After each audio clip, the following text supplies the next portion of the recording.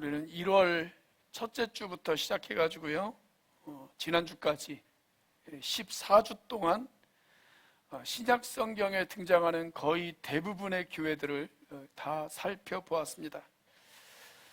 제가 이 주제를 가지고 설교한 이유는 단지 1세기에 존재했던 교회가 어떤 모습이었을까, 이것이 궁금해서 이 주제를 가지고 설교한 것이 아닙니다.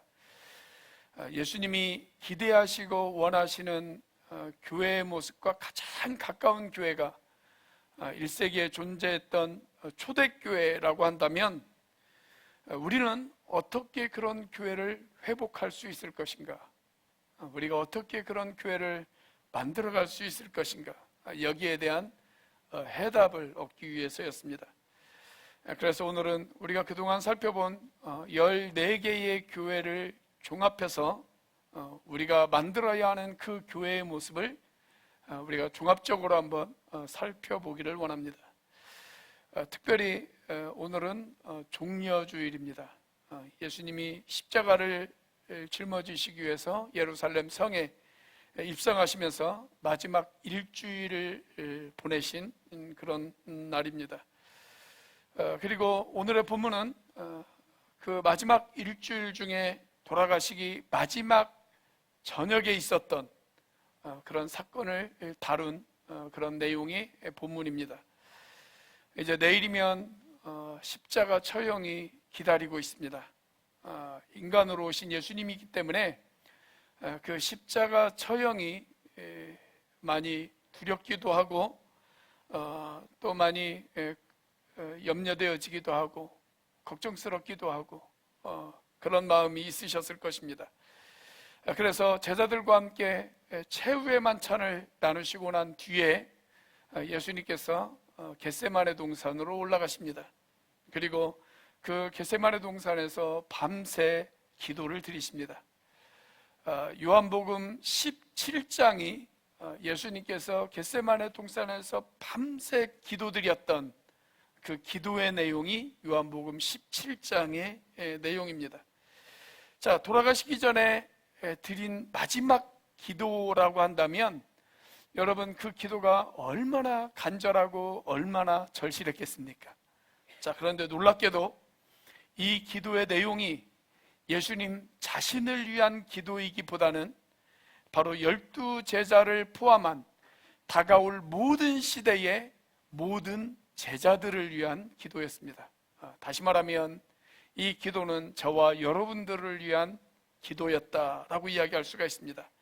20절 말씀에서 우리는 그 사실을 확인할 수가 있습니다. 자, 20절 말씀 같이 한번 읽어보겠습니다. 시작. 나는 이 사람들을 위해서만 비는 것이 아니고 이 사람들의 말을 듣고 나를 믿는 사람들을 위해서도 빕니다. 여기서 말하는 이 사람들은 지금 12 제자죠. 그런데 그 12 제자들을 위해서만 기도하고 있는 것이 아니라 이 12 제자들을 통해서 앞으로 나를 믿는 모든 사람들, 다가올 모든 시대의 모든 제자들, 바로 그들을 위해서 예수님께서 기도하고 있다, 이렇게 말씀하고 있습니다. 즉, 이 기도는 저와 여러분들을 위한 기도라고 이야기할 수가 있습니다. 자, 그렇다면 뭐라고 기도하셨을까요? 21절과 22절 말씀입니다. 자, 21절과 22절 말씀을 같이 한번 읽어보겠습니다. 시작. 아버지께서 내 안에 계시고 내가 아버지 안에 있는 것과 같이 그들도 하나가 되어서 우리 안에 있게 하여 주십시오. 그래서 아버지께서 나를 보내셨다는 것을 세상이 믿게 하여 주십시오. 나는 아버지께서 내게 주신 영광을 그들에게 주었습니다. 그것은 우리가 하나인 것과 같이 그들도 하나가 되게 하려는 것입니다. 그러니까 예수님께서 그 마지막 저녁에 저와 여러분들을 위해서 기도하셨던 것이 뭐냐면 우리의 하나됨을 위해서 기도하셨어요. 하나되라고. 모든 제자들이 하나가 되어서 복음을 전하는 일에 같이 사역하라고. 그렇다면 여러분, 우리가 만들어가야 될 교회의 모습이 어떤 교회이겠습니까? 예수님께서 마지막으로 기도하셨던 그 기도의 제목처럼 우리가 하나 되어서 같이 사역을 하는 그 교회의 모습이 예수님께서 기대하고 원하시는 교회의 모습이라고 이야기할 수가 있지 않겠어요? 저희 교단에서 만든 성경 공부 교재 중에서 정말 탁월한 교재가 하나 있습니다. 예수님짜리라고 하는 교재입니다. 이 교재에 의하면 세 가지 형태의 교회가 존재합니다. 첫 번째 형태의 교회는 막대기 같은 교회입니다. 막대기 같은 교회.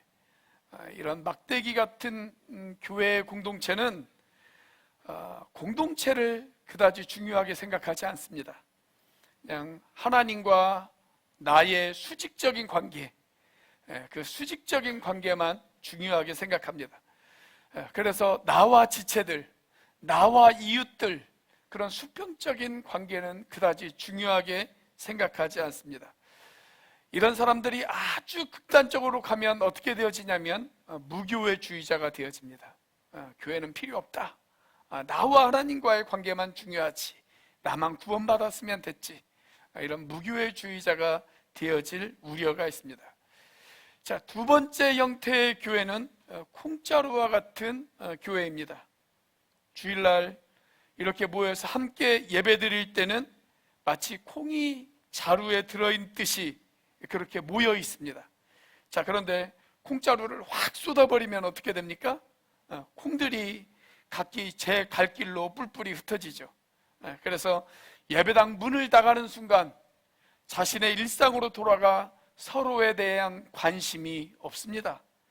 다만 큰 콩자루에 당기면 큰 콩자루가 되고 작은 자루에 당기면 작은 콩자루가 되어질 뿐 삶의 양식은 앞에서 소개한 막대기와 같은 교회와 별 다를 것이 없습니다. 이런 교회에서는 진정한 삶의 변화를 기대하기가 매우 어렵습니다. 자, 세 번째 형태는 메주와 같은 교회입니다. 콩을 큰 솥 안에 집어넣고 열을 가해서 푹 삶아냅니다. 그 다음 으깨면 깨지고 부서지는 과정을 거칩니다. 자, 그 깨지고 부서지는 과정이 매우 아픕니다. 자기의 연약함이 노출되어지고 자기의 부족함이 노출되어지고 또 자기를 부인하는 과정이 필요하기 때문에 그렇습니다. 자, 그런데 그 과정을 거치면서 서로에게 스며들고 뭉쳐지고 그러면서 한 덩어리가 되어집니다. 우리가 그것을 뭐라고 이야기하냐면 매주라고 이야기하죠. 매주. 여러분, 주님이 십자가를 앞에 두고 간절하게 기도하셨던 교회의 모습이 바로 이런 교회의 모습입니다. 서로 으깨지고 깨지면서 자기의 연약함이 노출되어지면서 그리고 자기를 부인하면서 그렇게 한 덩어리가 되어져 단단해져 있는 교회의 모습, 이것이 바로 주님께서 원하시는 교회의 모습이고 우리가 만들어가야 되는 교회의 모습이라고 이야기할 수 있지 않을까요? 저는 그래서 정말 건강한 교회는 매주 같은 교회가 건강한 교회다, 이렇게 이야기할 수 있다라고 생각합니다. 자, 그런 의미에서 우리 앞뒤 좌우에 있는 분들 바라보면서 한번 인사해 볼까요? 제가 바라보니 참 매주 같으시네요. 한번 인사해 보겠습니다.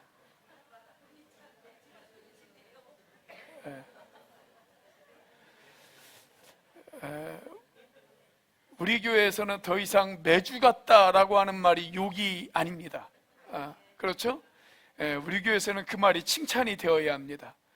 당신은 참 자기를 부인하고 자기를 헌신하고 그리고 다른 사람들을 위해서 나를 희생하고 헌신하는 사람입니다. 이런 표현이 뭐예요?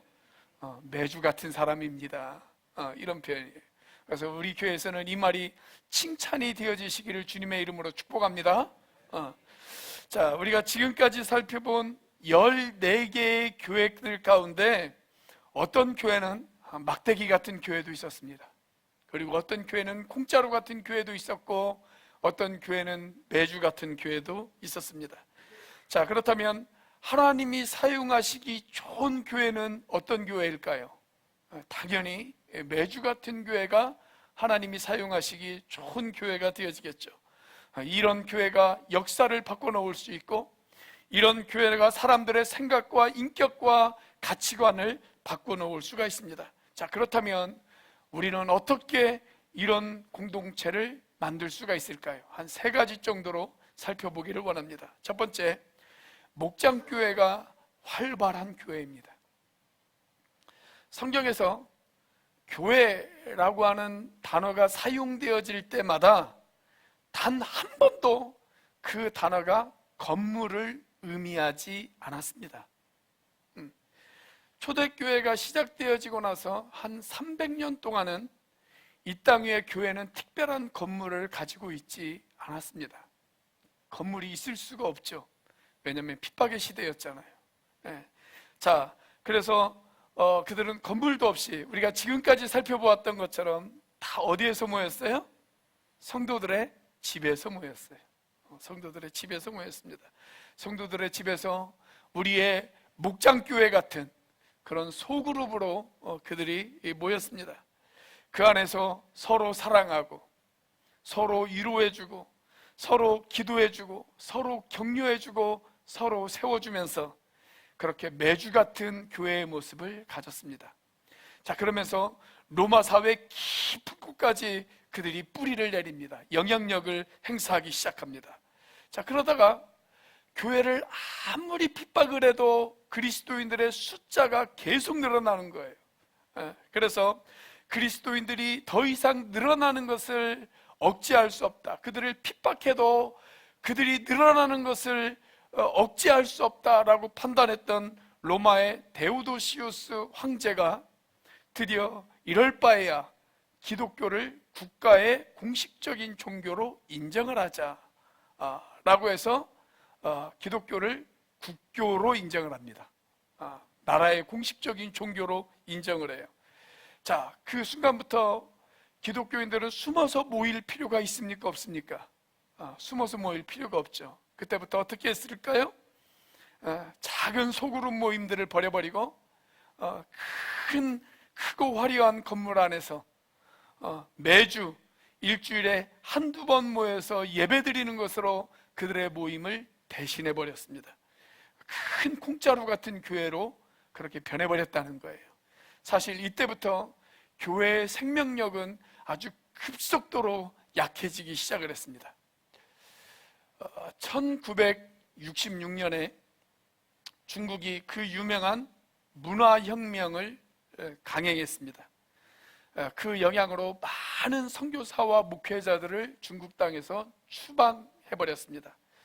그리고 교회의 문을 걸어 잠궜습니다. 당시 중국에는 약 2천만 명 정도의 그리스도인들이 있었던 것으로 알려져 있었습니다. 자, 그런데 그들이 더 이상 모이지 못하게 만들었어요.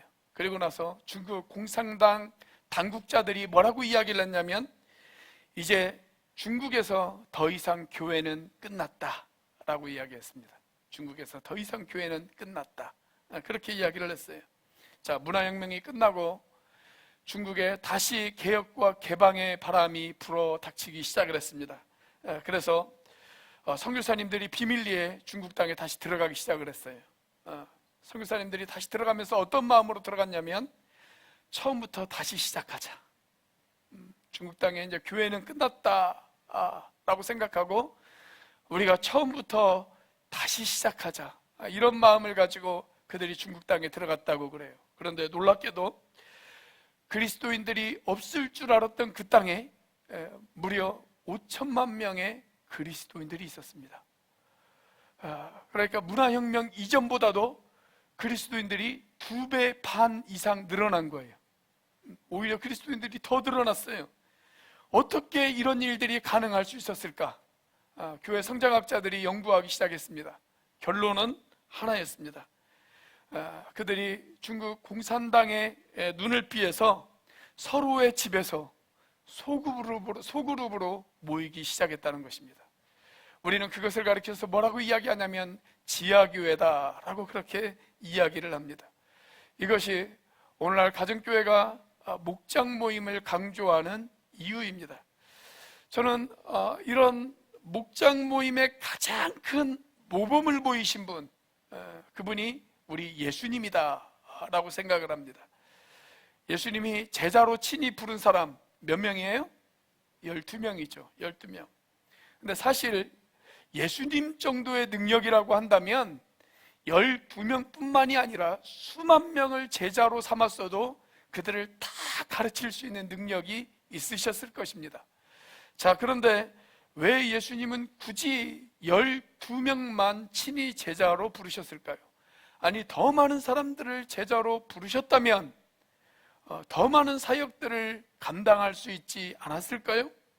자, 그 예수님께서 12명을 친히 제자로 부르셨던 이유, 그 당시 다락방을 가지고 있었던 큰 부자들을 제외하고는 거의 모든 집이 12명 이상의 사람들이 들어갈 수가 없었습니다.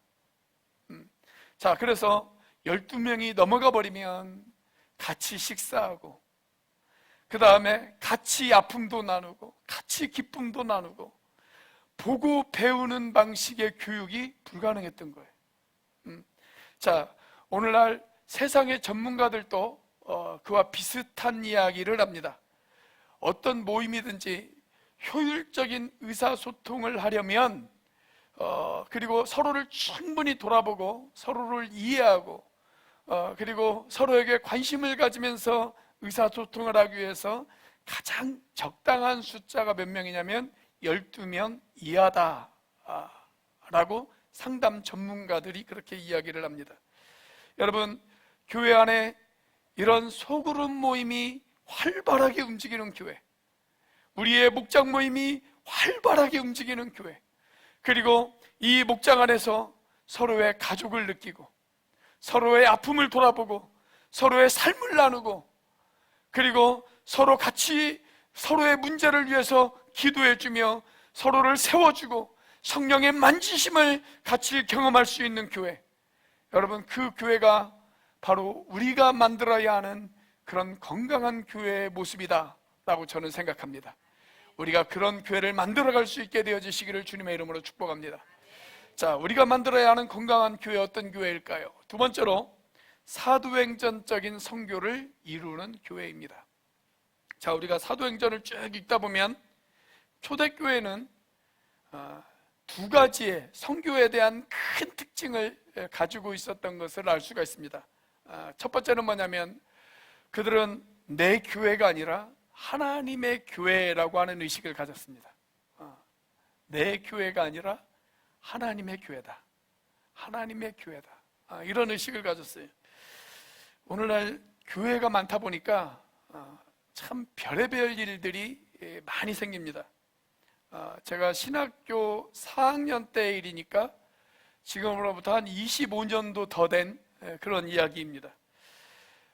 제가 이래봬도 제가 다녔던 학교의 찬양 동아리의 단장이었습니다. 왜 웃으시는지를 모르겠는데 제가 음치라고 해서 그런 직책을 못 가진다는 그런 편견을 버리시기를 바랍니다. 제가 맡았던 건 주로 이제 메시지를 전하는 것과 행정을 담당을 했습니다.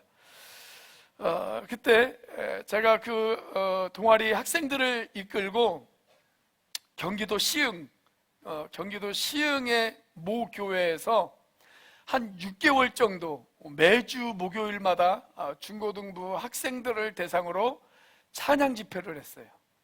거의 한 학기 동안을 매주 그 교회에 찾아가서 그 교회에서 중고등부 아이들을 대상으로 찬양 집회를 했습니다.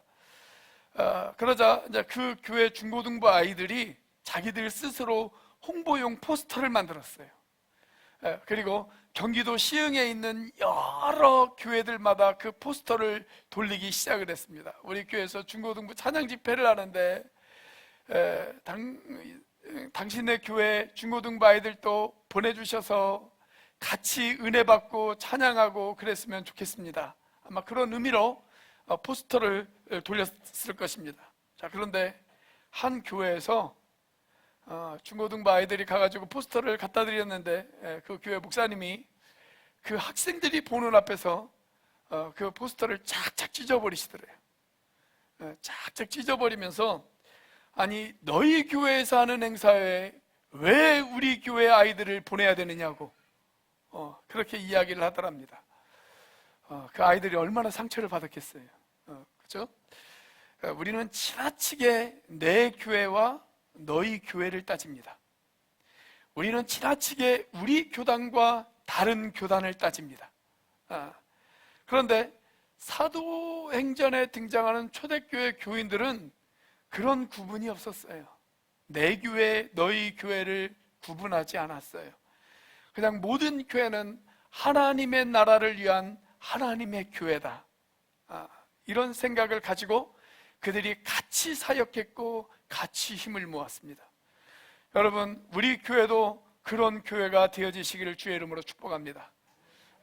굳이 꼭 내 교회만 고집하지 마시고 우리보다 연약한 교회도 한번 생각해 보시고 그들을 위해서 기도해 주시고 그리고 특별히 지난 3월 달에 또 4월 초에 여러분 산불이 나가지고 얼마나 많은 교회들이 피해를 입었습니까? 그런 산불난 교회들도 한번 돌아보시고 그들을 위해서 기도해 주시고 자발적으로 목사님 이 헌금 제가 어느 정도의 일정 금액을 좀 헌금으로 드리겠습니다, 그 교회를 위해서 좀 써주세요, 이런 교인들도 좀 나오시기를 주님의 이름으로 축복합니다. 자, 사도행전에 나타나는 또 하나의 특징은 뭐냐면 그들이 철저하게 오는 교회가 아닌 가는 교회였다는 것입니다. 오는 교회가 아니라 가는 교회였다. 이것을 다른 말로 표현하면 모이는 교회가 아니라 흩어지는 교회였다라고 이야기할 수도 있습니다. 자, 예수님께서 승천하시기 전 마지막 위대한 지상명령을 저와 여러분들에게 내리셨습니다. 자, 뭐라고 명령을 내리셨습니까? 마태복음 28장 19절 말씀. 자, 같이 한번 읽어보겠습니다. 시작. 그러므로 너희는 가서 모든 민족을 제자로 삼아서 아버지와 아들과 성령의 이름으로 침례를 주고. 자, 여기에서 예수님께서 그들이 너희에게 찾아오거든 그들을 제자로 삼아라, 이렇게 말씀하셨습니까? 그렇게 말씀하지 않으셨습니다. 찾아오기를 기다리지 말고 여기서 뭐라고 하셨어요? 너희는 가서 그랬어요. 찾아가라는 것입니다. 찾아가라. 아픔이 있는 사람들에게, 상처가 있는 사람들에게, 마음에 어둠이 있는 사람들에게 찾아가라, 그렇게 이야기하셨습니다. 이승만 대통령이 한 유명한 연설이 있죠. 뭉치면 살고 흩어지면 죽습니다. 뭐 그런 말 했잖아요. 그래서 그런지 우리나라 사람들은 흩어지려고 하지를 않아요. 그냥 똘똘 뭉쳐 있으려고만 할 때가 참 많습니다. 근데 여러분, 교회는 흩어지는 교회가 되어져야 됩니다. 교회는 뭉치면 죽습니다. 그러나 흩어지면 삽니다. 흩어지면 삽니다. 여러분, 우리 몸에 있는 세포들을 한번 생각을 해보세요. 자, 세포들이 성장을 해요. 그리고 일정 기간이 지나면 그 세포들이 뭘 합니까? 분열을 합니다. 세포들이 분열을 해요. 한 개의 세포가 두 개의 세포로 늘어나요. 자, 그렇게 세포가 분열을 해야 건강한 사람이 되어질 수가 있습니다. 자, 그런데 세포가 덩치만 커지고 분열을 하려고 하지를 않아요. 그냥 우리끼리 똘똘 뭉쳐 있어요. 그러면 어떻게 될까요? 그게 암세포예요. 그게 암세포입니다. 여러분, 그런 의미에서 교회도 분열이 필요합니다. 그 분열이 뭘까요? 우리로 하자면 분가입니다. 분가. 목장 식구들이 일정 정도 어느 정도 모여 있으면 재밌죠. 우리끼리 똘똘 뭉치자. 근데 똘똘 뭉쳐만 있으면 목자도 죽고 목원도 죽습니다. 다 죽습니다. 다 죽어요. 어떻게 해야 될까요? 분가를 하셔야 돼요. 자꾸 찾아가셔야 돼요. 잃어버린 영혼들에게 찾아가셔서 그 VIP들을 전도하고 그 VIP들을 전도해서 분가하셔야 됩니다. 그래야 살아남을 수 있습니다. 목자도 살아남고 묵원도 살아남을 수가 있어요. 예루살렘 교회의 예를 봐도 그렇습니다. 여러분, 예루살렘 교회가 오순절에 성령을 경험합니다. 성령을 경험하고 나서 그들이 어떻게 했냐면 흩어지려고 하지를 않았어요. 그러자 어떻게 하셨어요? 강한 핍박을 하셨어요. 예수님 예루살렘 교회에 강한 핍박이 일어났습니다. 그래서 강제로 하나님께서 그들을 소아시아와 유럽 일대로 다 흩어버리셨습니다. 다 흩어버리셨어요. 여러분, 우리는 기다리는 교회가 되어지면 안 됩니다. 가는 교회가 되어져야 됩니다. 가서 VIP들을 전도하셔야 됩니다. 그리고 그렇게 VIP들을 전도했다면 우리끼리 모이는 것이 아니라 이제는 흩어지셔야 합니다. 여러분, 그런 교회가 건강한 교회입니다. 우리가 그런 교회, 그런 목장이 되어지시기를 주님의 이름으로 축복합니다. 자, 우리가 만들어야 하는 건강한 교회, 어떤 모습일까요? 모든 성도가 사역에 동참하는 교회입니다. 제가 좋아하는 단어가 아니지만 한국 교회가 널리 사용하는 단어 가운데 하나가 뭐냐면 평신도라고 하는 단어입니다. 이 평신도라고 하는 단어가 헬라어로 라오스라고 하는 단어입니다. 라오스 목장의 라오스와는 아무런 상관이 없습니다. 라오스 목장의 라오스는 나라 이름이고요, 헬라어 라오스는 하나님의 백성이라고 하는 뜻이 있습니다. 무리, 하나님의 무리, 하나님의 백성, 이런 뜻이 있습니다. 자, 그렇다면 평신도는 하나님의 백성이고 목회자는 하나님의 백성이 아닐까요? 아니죠. 평신도도 하나님의 백성이고 목회자도 하나님의 백성입니다. 다 하나님의 백성이에요. 하나님의 백성이에요. 자, 또 성직자라고 하는 말이 헬라어로 클레로스라고 하는 단어입니다. 이 말의 뜻은 택함을 받은 자 또는 지명을 받은 자, 이런 뜻을 가지고 있습니다. 자, 그렇다면 목회자만 하나님의 택하심을 받은 사람일까요? 아니죠. 여러분들도 하나님의 택하심을 받은 사람이죠. 우리는 저와 여러분 모두가 다 같이 똑같이 하나님의 백성이고 똑같이 하나님의 택함을 받은 사람입니다. 자, 그 말씀이 베드로전서 2장 9절에 나와 있죠. 같이 한번 읽어보겠습니다. 시작. 그러나 여러분은 택하심을 받은 족속이요 왕같은 제사장들이요 거룩한 민족이요 하나님의 소유가 된 백성입니다. 그래서 여러분을 어둠에서 불러내어 자기의 놀라운 빛 가운데로 인도하신 분의 업적을 여러분이 선포하는 것입니다. 자, 이 말씀에 보면 저와 여러분이 하나님의 백성이면서 동시에 뭐라고 기록되어 있어요? 택하신 족속이고 제사장이다, 그렇게 기록되어 있어요. 자, 제사장도 그냥 제사장이 아니고 어떤 제사장이라고요? 왕같은 제사장이다, 그렇게 기록이 되어져 있습니다. 우리 앞뒤 좌우에 있는 분에게 이렇게 한번 인사해 볼까요? 왕같은 제사장이시네요. 한번 인사해 보겠습니다. 왕같은 제사장이시네요. 자, 여러분들이 택한 족속이고 왕같은 제사장이라고 한다면, 여러분들이 제사장이라면 여러분 제사장으로서의 사역을 감당해야 하지 않겠습니까? 내가 왕같은 제사장이다, 이렇게 자랑만 할 것이 아니라 제사장으로서의 사역을 감당해야 하지 않겠어요? 그런데 안타깝게도 한국교회에서는 사역은 목회자만 하는 것이다, 이렇게 생각하는 성도들이 너무 많다는 것입니다. 자, 아까 이야기를 해드린 중국교회의 예를 한번 다시 들어보도록 하겠습니다. 만약에 문화혁명 당시에 중국교회가 목회자만을 의존했다, 그랬다면 중국교회가 생존할 수가 있었을까요? 실제로 중국교회를 없애기 위해서 공산당은 모든 교회를 다 폐쇄했습니다. 그리고 선교사님들을 추방했습니다. 그리고 목회자들의 모든 기능을 정지시켰습니다. 영향력 있는 교회 지도자들을 감옥에 가둬버렸습니다. 자, 그럼에도 불구하고 교회가 계속 존재할 수 있었던 이유, 그것은 가정에서 모이는 그 작은 소그룹마다 평신도 성도들이 목회자의 역할을 대신했기 때문에 그렇습니다. 그들이 평신도 지도자들이 예배를 인도합니다. 평신도 지도자들이 설교를 했습니다. 평신도 지도자들이 영혼들을 돌봤습니다. 그리고 그들에게 제대로 된 성경을 가르쳐 주기 위해서 말씀을 연구하기 시작합니다.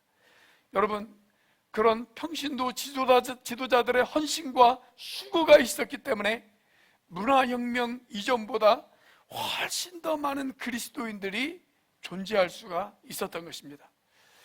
여러분, 건강한 교회와 건강하지 못한 교회의 큰 차이가 어디에 있을까요? 저는 건강하지 못한 교회는 구경꾼이 많은 교회이고, 건강한 교회는 구경꾼이 적은 교회다, 이렇게 생각합니다. 그게 가장 큰 차이라고 생각해요. 가장 큰 차이. 여러분, 아무리 숫자가 많다고 하더라도 그 예배당에 구경꾼으로만 가득 채워져 있다면 여러분, 그 교회는 절대로 건강한 교회가 되어질 수가 없습니다.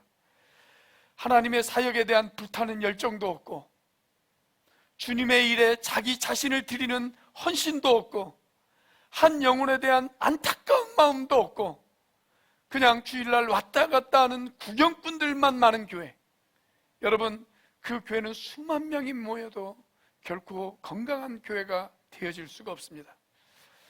여러분, 혹시 야구장이나 축구장에 가보신 경험이 있으십니까? 저는 지금도 그렇지만 제가 중학교에 다닐 때 프로야구 인기가 엄청 좋았어요. 그래서 종종 제가 야구장을 갔습니다. 야구장을. 수많은 관중들이 그 야구장을 꽉 채우고 있어요. 게임이 계속되어지는 한 서너 시간 동안 그 관중들이 뭘 할까요? 고함을 지르고 손뼉을 치고, 그리고 때로는 자기 팀이 잘했을 때 눈물을 흘리기도 하고, 자기가 응원하는 팀이 치면 화를 내기도 하고, 상대방 선수에 대해서 야유를 부리기도 하고, 그렇게 합니다. 그런데 아무리 그렇게 한다고 할지라도 그 관중들은 절대로 운동장에 들어가서 같이 경기를 뛰지는 않습니다. 구경만 할 뿐입니다. 그렇죠? 구경만 할 뿐이에요. 어쩌면 그 모습이 우리 시대의 교회의 모습이 아닐까요? 오늘날 많은 사람들이 예배당에 모여서 예배를 드리기는 합니다. 때로는 손뼉도 칩니다. 때로는 눈물도 흘립니다. 때로는 말씀을 듣고 감격도 합니다. 그리고 때로는 누군가를 응원하기도 하고 칭찬하기도 합니다. 그러나 한 영혼을 위하여 자신을 헌신하지는 않습니다. 자신을 희생하려고 하지는 않습니다. 누군가가, 다른 사람이 한 영혼을 위해서 고생하고 돈을 쓰고 자기의 시간을 투자하고 땀을 흘리면서 수고하면 그 사람을 향해서 박수는 쳐줍니다. 야, 잘한다 라고 응원은 해줍니다. 그런데 그냥 뒤에서 구경만 할 뿐 내가 하려고 하지는 않습니다. 여러분, 그런 구경꾼이 많은 교회, 그런 교회는 절대로 건강해질 수가 없습니다. 한 영혼을 위해서 자신을 기꺼이 포기하는 교회, 앞에서 선수로 뛰는 사람들이 많은 교회, 한 영혼을 위해서 눈물을 흘릴 줄 아는 교회, 자신의 것을 기꺼이 희생할 줄 아는 교회, 그래서 구경꾼은 적고 선수로 뛰는 사람들이 많은 교회, 그 교회가 바로 건강한 교회가 되어질 수 있을 것입니다. 끝으로 제가 좋아하는 이야기를 하나 해드리려고 합니다. 저는 종종 예전에 이런 이야기를 목자, 목녀로 수고하는 분들에게 격려 삼아서 이런 이야기들을 많이 해드렸는데, 2차 세계대전이 끝나고 나서 전쟁에서 승리한 영국군들이 고국으로 돌아왔습니다. 자, 전쟁에서 이기고 돌아온 그들을 환영해 주기 위해서 수많은 사람들이 런던 시내에 모여들었습니다. 그들의 열렬한 환호를 받으면서 군인들이 런던 시내를 행렬을 하기 시작을 합니다. 런던 브릿지를 지나고 웨스터민스터 사원을 지나고 이제 엘리자베스 여왕이 있는 버킹엄 궁전 앞에 다다릅니다. 자, 여왕도 여러 국무대신들과 함께 앉아서 이 행렬을 지켜보고 있었습니다. 승리의 팡파르가 울려 퍼지기 시작을 합니다. 자, 군악대가 여왕의 앞을 지나갑니다. 그리고 그 뒤를 이어서 기갑부대가 여왕의 앞을 지나갑니다. 또 보병부대가 보무도 당당하게 행군을 하고 있습니다. 의자에 앉아서 엘리자베스 여왕이 그들을 향해서 박수를 칩니다. 그때 행렬의 한 중간 정도가 지났을 때 아주 작고 아주 보잘것없었던 부대 하나가 여왕 앞을 지나가기 시작을 했습니다. 그러자 지금까지 앉아서 박수를 쳤던 이 여왕이 갑자기 자리에서 벌떡 일어나기 시작합니다. 그리고 앞에서 보냈던 그 박수보다 더 뜨거운 박수를 그들에게 보내기 시작을 합니다.